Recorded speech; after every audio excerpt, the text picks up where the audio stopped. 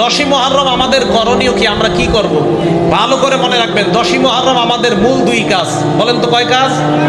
1 number রোজা অবস্থায় কাটানো, 2 নাম্বার তওবা করা। বলেন 1 নাম্বার, 2 নাম্বার তওবা করা।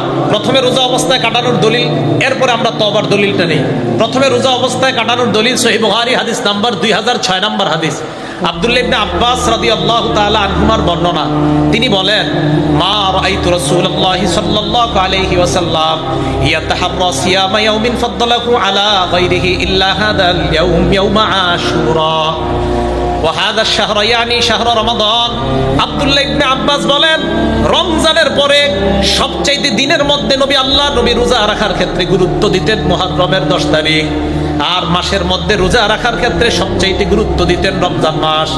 আব্দুল্লাহ ইবনে আব্বাস বলেন, মাসের মধ্যে রমজান মাসকে রোজার জন্য বেশি গুরুত্ব দিতেন, আর দিনের মধ্যে মুহররমের 10 তারিখে রোজা রাখার সবচেয়ে বেশি গুরুত্ব দিতেন নবী। এখন বলেন তো, আশুরার মুহররমের 10 তারিখে আমাদের সবচেয়ে গুরুত্বপূর্ণ কাজ কি করা? রোজা রাখা। 2 নাম্বার বলছি তওবা করা। তওবার দলিল কোথায় পাবো আমরা? তিরমিজি শরীফের 741 নাম্বার হাদিস।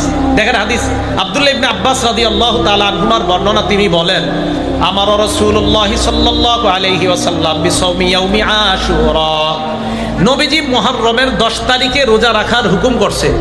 এই হাদিসের শেষে নবীজি সাল্লাল্লাহু আলাইহি ওয়াসাল্লামের সাহাবা আব্দুল্লাহ ইবনে আব্বাসের বর্ণনা, এই হাদিসের বর্ণনাকারী আলী ইবনে আবু তালেব। আলী ইবনে আবি তালেব বলেন, আল্লাহ রাসূল সাল্লাল্লাহু আলাইহি সাল্লামকে এক ব্যক্তি প্রশ্ন করছেন, আইয়ু শাহরিন তা'মুরুনি বা'দান আসুমা বা'দা শাহরি রমাদান, হুজুর রমজানের পরে কোন দিন আমি রোজা রাখবো, কোন মাসে রোজা রাখবো আপনি বলেন আমাকে।